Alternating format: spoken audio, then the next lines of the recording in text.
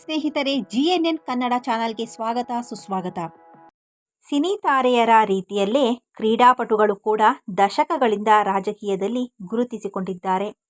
ಈ ಪೈಕಿ ಮಹಮ್ಮದ್ ಅಜರುದ್ದೀನ್, ನವಜೋತ್ ಸಿಂಗ್ ಸಿದ್ದು, ರಾಜ್ವರ್ಧನ್ ಸಿಂಗ್ ರಾಥೋಡ್, ಲಿಯಾಂಡರ್ ಪೇಸ್ ತಮ್ಮದೇ ಆದಂಥ ಛಾಪನ್ನು ಮೂಡಿಸಿದ್ದಾರೆ. ಲಿಯಾಂಡರ್ ಪೇಸ್ ಅವರು ತೃಣಮೂಲ ಕಾಂಗ್ರೆಸ್ TMCಯನ್ನು ತೊರೆದು ಮಂಗಳವಾರ ಬಿಜೆಪಿ ಪಕ್ಷಕ್ಕೆ ಸೇರ್ಪಡೆಗೊಂಡಿದ್ದಾರೆ. ಈ ಮೂಲಕ ರಾಷ್ಟ್ರ ರಾಜಕಾರಣದತ್ತ ಕ್ರೀಡಾಪಟುಗಳು ಒಲವು ತೋರ್ತಾ ಇರೋದನ್ನು ನಾವು ಕಾಣಬಹುದಾಗಿದೆ.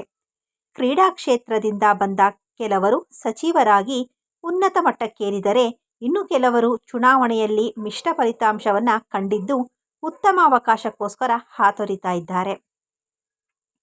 2009ರಲ್ಲಿ ಭಾರತ ಕ್ರಿಕೆಟ್ ತಂಡದ ಮಾಜಿ ನಾಯಕ ಮಹಮ್ಮದ್ ಅಜರುದ್ದೀನ್ ಅವರು ಕಾಂಗ್ರೆಸ್ ಸೇರಿದ್ರು. ಅದೇ ವರ್ಷ ಉತ್ತರ ಪ್ರದೇಶದ ಮೊರಾದಾಬಾದ್ನಿಂದ ಲೋಕಸಭಾ ಸದಸ್ಯರಾಗಿ ಕೂಡ ಆಯ್ಕೆಯಾಗಿದ್ದರು. ನಂತರ ನಡೆದ 2014ರ ಲೋಕಸಭೆ ಹಾಗೆ 2023ರ ವಿಧಾನಸಭಾ ಚುನಾವಣೆಯಲ್ಲಿ ಸೋಲು ಕಂಡಿದ್ದರು. ಹೈದರಾಬಾದ್ ಕ್ರಿಕೆಟ್ ಅಸೋಸಿಯೇಷನ್ ಮುಖ್ಯಸ್ಥರಾಗಿ ಸೇವೆ ಸಲ್ಲಿಸಿರುವಂತಹ ಅಜರುದ್ದೀನ್ ಸದ್ಯ ತೆಲಂಗಾಣದ ರೇವಂತ್ ರೆಡ್ಡಿ ಸರ್ಕಾರದಲ್ಲಿ ಅಲ್ಪಸಂಖ್ಯಾತರ ಕಲ್ಯಾಣ ಸಚಿವರಾಗಿದ್ದಾರೆ.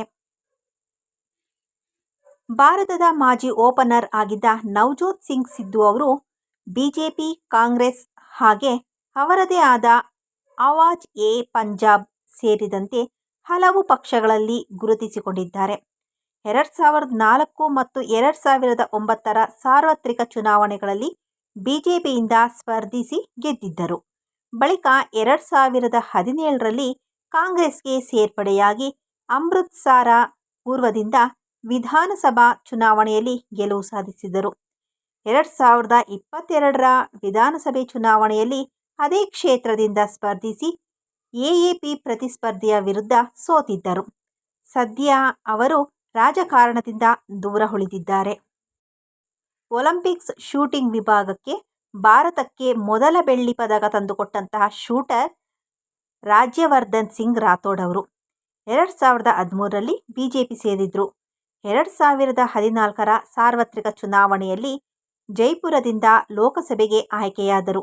2019ರ ಚುನಾವಣೆಯಲ್ಲೂ ಕೂಡ ಗೆದ್ದಿದ್ರು. ಬಳಿಕ ರಾಜ್ಯ ರಾಜಕೀಯದತ್ತ ಮುಖ ಮಾಡಿದ ಅವರು 2023ರಲ್ಲಿ ನಡೆದಂತಹ ವಿಧಾನಸಭೆ ಚುನಾವಣೆಯಲ್ಲಿ ಗೆಲುವು ಸಾಧಿಸುವ ಮೂಲಕ ಲೋಕಸಭೆಗೆ ಗುಡ್ ಬೈ ಹೇಳಿದ್ದರು. ವಿಶ್ವದ ಮಾಜಿ ನಂಬರ್ 1 ಮತ್ತು ಲಂಡನ್ ಒಲಿಂಪಿಕ್ಸ್ ಕಂಚಿನ ಪದಕ ವಿಜೇತ ಬ್ಯಾಡ್ಮಿಂಟನ್ ತಾರೆ ಸೈನಾ ನೆಹ್ವಾಲ್ ಅವರು 2020ರ ತಮ್ಮ ಸಹೋದರಿಯೊಂದಿಗೆ ಬಿಜೆಪಿ ಸೇರ್ಪಡೆಯಾಗಿದ್ದರು. ಆದರೆ ಇನ್ನೂ ಚುನಾವಣಾ ಕಣಕ್ಕಿಳಿದಿಲ್ಲ. 2 ಬಾರಿ ವಿಶ್ವಕಪ್ ವಿಜೇತ ಹಾಗೂ ಭಾರತೀಯ ಕ್ರಿಕೆಟ್ ತಂಡದ ಪ್ರಸ್ತುತ ಕೋಚ್ ಆಗಿರುವಂತಹ ಗೌತಮ್ ಗಂಭೀರ್ ಅವರು 2019ರಲ್ಲಿ ಬಿಜೆಪಿಗೆ ಸೇರ್ಪಡೆಯಾಗುವ ಮೂಲಕ ರಾಜಕೀಯ ಕ್ಷೇತ್ರಕ್ಕೆ ಪಾದಾರ್ಪಣೆಯನ್ನು ಮಾಡಿದ್ರು. ಅದೇ ವರ್ಷ ಪೂರ್ವ ದೆಹಲಿಯಿಂದ ಸಾರ್ವತ್ರಿಕ ಚುನಾವಣೆಯಲ್ಲಿ ಗೆದ್ದಿದ್ರು. ಆದರೆ 2024ರಲ್ಲಿ ಅವರು ಕ್ರಿಕೆಟ್ ತರಬೇತುದಾರರಾಗಿ ತಮ್ಮ ಕ್ರೀಡಾ ವೃತ್ತಿ ಜೀವನವನ್ನು ಪುನರ್ಜೀವಗೊಳಿಸೋದಕ್ಕೆ ಸಕ್ರಿಯ ರಾಜಕೀಯದಿಂದ ದೂರ ಸರಿದರು. 1983ರ ವಿಶ್ವಕಪ್ ವಿಜೇತ ಕೀರ್ತಿ ಆಜಾದ್ ಅವರು ಬಿಜೆಪಿಗೆ ಸೇರುವ ಮೂಲಕ ರಾಜಕೀಯ ರಂಗ ಪ್ರವೇಶಿಸಿದ್ದರು. ಬಿಹಾರದ ದರ್ಭಾಂಗದಿಂದ ವಿಧಾನಸಭಾ ಹಾಗೆ ಲೋಕಸಭಾ ಚುನಾವಣೆಯಲ್ಲಿ ಗೆದ್ದಿದ್ದರು. ಆದರೆ 2015ರಲ್ಲಿ ಬಿಜೆಪಿ ಹಿರಿಯ ನಾಯಕ ಅರುಣ್ ಜೇಟ್ಲಿ ಅವರೊಂದಿಗೆ ಭಿನ್ನಾಭಿಪ್ರಾಯದಿಂದಾಗಿ ಪಕ್ಷದಿಂದ ಅಮಾನತುಗೊಂಡಿದ್ದರು. ಬಳಿಕ 2019ರಲ್ಲಿ ಕಾಂಗ್ರೆಸ್ಗೆ ಸೇರ್ಪಡೆಯಾಗಿದ್ದರು. 2021ರಲ್ಲಿ ತೃಣಮೂಲ ಕಾಂಗ್ರೆಸ್ಗೆ ಸೇರಿದ ಅವರು ಪಶ್ಚಿಮ ಬಂಗಾಳದ ಬರ್ಧಮಾನ್ ದುರ್ಗಾಪುರ ಕ್ಷೇತ್ರದಿಂದ ಗೆಲ್ಲುವ ಮೂಲಕ ಮತ್ತೆ ಲೋಕಸಭೆಗೆ ಮರಳಿದ್ದಾರೆ.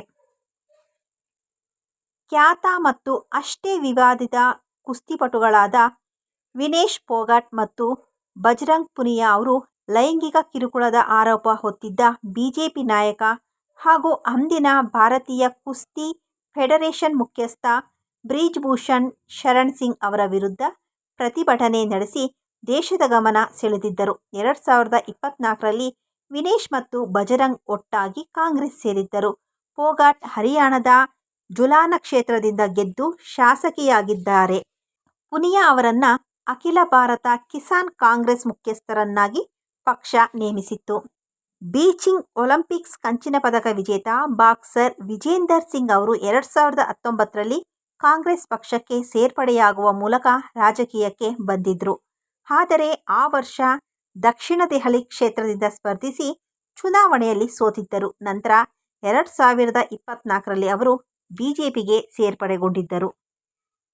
ಭಾರತೀಯ ಫುಟ್ಬಾಲ್ ತಂಡದ ಮಾಜಿ ನಾಯಕ ಬೈಚುಂಗ್ ಭುಟಿಯಾ ಅವರು 2014ರಲ್ಲಿ ತೃಣಮೂಲ ಕಾಂಗ್ರೆಸ್ಗೆ ಸೇರಿದ್ದರು. ಆದರೆ ಡಾರ್ಜಿಲಿಂಗ್ನಿಂದ ಸಾರ್ವತ್ರಿಕ ಚುನಾವಣೆಯಲ್ಲಿ ಸ್ಪರ್ಧಿಸಿ ಸೋಲು ಕಂಡಿದ್ದರು. ಆದಾಗ್ಯೂ ಕೂಡ 2021ರ ಬಂಗಾಳ ವಿಧಾನಸಭಾ ಚುನಾವಣೆಯ ಸಮಯದಲ್ಲಿ ಅವರು ಎಡರಂಗವನ್ನ ಬೆಂಬಲಿಸಿದ್ದರು. ನಂತರ ಅವರು ತಮ್ಮದೇ ಆದ ಹಮಾರೋ ಸಿಕ್ಕಿಂ ಪಕ್ಷವನ್ನ ಸ್ಥಾಪಿಸಿದ್ದರು. ಆದರೆ ಚುನಾವಣೆಯಲ್ಲಿ ಯಾವುದೇ ಪ್ರಭಾವ ಬೀರಲು ಸಾಧ್ಯವಾಗಲಿಲ್ಲ. 2 ವಿಶ್ವಕಪ್ ಹಾಗೆ 400ಕ್ಕೂ ಹೆಚ್ಚು ಟೆಸ್ಟ್ ವಿಕೆಟ್ಗಳನ್ನು ಪಡೆದಿರುವಂತಹ ಭಾರತದ ಮಾಜಿ ಸ್ಪಿನ್ನರ್ ಹರ್ಭಜನ್ ಸಿಂಗ್ ಅವರು 2022ರಲ್ಲಿ ಆಮ್ ಆದ್ಮಿ ಪಕ್ಷಕ್ಕೆ ಸೇರುವ ಮೂಲಕ ರಾಜಕೀಯ ಕ್ಷೇತ್ರಕ್ಕೆ ಪಾದಾರ್ಪಣೆ ಮಾಡಿದ್ದರು. ಎಎಪಿ ಅವರನ್ನ ರಾಜ್ಯಸಭೆಗೆ ನಾಮನಿರ್ದೇಶನ ಮಾಡಿತ್ತು. ತಮ್ಮ ಧೈರ್ಯಶಾಲಿ ಆಟದಿಂದ ಹೆಸರುವಾಸಿಯಾಗಿದ್ದಂತಹ ಭಾರತದ ಮಾಜಿ ಓಪನರ್ ಚೇತನ್ ಚೌಹಾಣ್ ಅವರು ಕ್ರೀಡಾ ವೃತ್ತಿ ಜೀವನದ ನಂತರ ಬಿಜೆಪಿಗೆ ಸೇರಿದ್ದರು. 1991ರ ಮತ್ತು 1998ರಲ್ಲಿ ಅಮ್ರೋಹಾದಿಂದ ಸ್ಪರ್ಧಿಸಿ ಸಂಸದರಾಗಿ ಆಯ್ಕೆಯಾಗಿದ್ದರು. ಆದರೆ 1996, 1999 ಹಾಗೆ 2004ರಲ್ಲಿ ನಡೆದಂಥ ಚುನಾವಣೆಯಲ್ಲಿ ಸೋತಿದ್ರು. 2017ರಲ್ಲಿ ಮತ್ತೆ ರಾಜಕೀಯಕ್ಕೆ ಮರಳಿದ ಅವರು ನೌಗವಾನ್ ಸಾದತ್ನಿಂದ ಸ್ಪರ್ಧಿಸಿ ಚುನಾವಣೆಯಲ್ಲಿ ಗೆದ್ದಿದ್ರು. 2020ರಲ್ಲಿ ಚೌಹಾಣ್ ನಿಧನರಾದರು. ಲಂಡನ್ ಒಲಿಂಪಿಕ್ಸ್ ಕಂಚಿನ ಪದಕ ವಿಜೇತ ಯೋಗೇಶ್ವರ್ ದತ್ ಅವರು 2019ರಲ್ಲಿ ಬಿಜೆಪಿ ಸೇರಿದ್ದರು. ಸದ್ಯ ಅವರು ಸಕ್ರಿಯ ಕಾರ್ಯಕರ್ತರಾಗಿಯೇ ಉಳಿದಿದ್ದಾರೆ. ಭಾರತೀಯ ಹಾಕಿ ತಂಡದ ಮಾಜಿ ನಾಯಕ ದಿಲೀಪ್ ತಿರ್ಕಿ ಅವರು 2012ರಲ್ಲಿ ಬಿಜು ಜನತಾದಳಕ್ಕೆ ಸೇರಿದ್ದರು. ಬಳಿಕ ರಾಜ್ಯಸಭೆಗೆ ನಾಮನಿರ್ದೇಶನಗೊಂಡಿದ್ದರು. 2024ರಲ್ಲಿ ಸುಂದರ್ಗಢ ಕ್ಷೇತ್ರದಿಂದ ಲೋಕಸಭೆ ಚುನಾವಣೆಯಲ್ಲಿ ಸ್ಪರ್ಧಿಸಿ ಸೋಲು ಕಂಡಿದ್ದರು. ಭಾರತೀಯ ಮಾಜಿ ಫುಟ್ಬಾಲ್ ಆಟಗಾರ ಮತ್ತು ಪ್ರಸ್ತುತ ಅಖಿಲ ಭಾರತ ಫುಟ್ಬಾಲ್ ಫೆಡರೇಷನ್ ಅಧ್ಯಕ್ಷರಾಗಿರುವಂತಹ ಕಲ್ಯಾಣ್ ಚೌಬೆ ಅವರು 2015ರಲ್ಲಿ ಬಿಜೆಪಿ ಸೇರುವ ಮೂಲಕ ರಾಜಕೀಯಕ್ಕೆ ಪ್ರವೇಶಿಸಿದ್ದರು. 2019ರ ಸಾರ್ವತ್ರಿಕ ಚುನಾವಣೆಯಲ್ಲಿ ತೃಣಮೂಲ ಕಾಂಗ್ರೆಸ್ನ ಮಹುವಾ ಮೊಯಿತ್ರಾ ವಿರುದ್ಧ ಸೋತಿದ್ರು. 2021 ಹಾಗೆ 2024ರ ವಿಧಾನಸಭೆ ಚುನಾವಣೆಯಲ್ಲೂ ಕೂಡ ಸೋತಿದ್ದರು. 1998ರ ಏಷ್ಯನ್ ಗೇಮ್ಸ್ನಲ್ಲಿ ಚಿನ್ನದ ಪದಕಗಳನ್ನು ಗೆದ್ದ ಖ್ಯಾತ ಅಥ್ಲೆಟಿಕ್ ಜ್ಯೋತಿರ್ಮಯಿ ಸಿಕ್ದರ್ ಅವರು ಸಿಪಿಎಂನಿಂದ ಸ್ಪರ್ಧಿಸಿ 14ನೇ ಲೋಕಸಭೆಯ ಸದಸ್ಯರಾಗಿದ್ದರು. ಆದರೆ 2009ರ ಸಾರ್ವತ್ರಿಕ ಚುನಾವಣೆಯಲ್ಲಿ ಅವರು ಸೋತಿದ್ರು. 2019ರಲ್ಲಿ ಅವರು ತೃಣಮೂಲ ಕಾಂಗ್ರೆಸ್ಗೆ ಬೆಂಬಲ ಘೋಷಿಸಿದ್ದರು. ನಂತರ ಬಿಜೆಪಿಗೆ ಸೇರಿದ್ರು.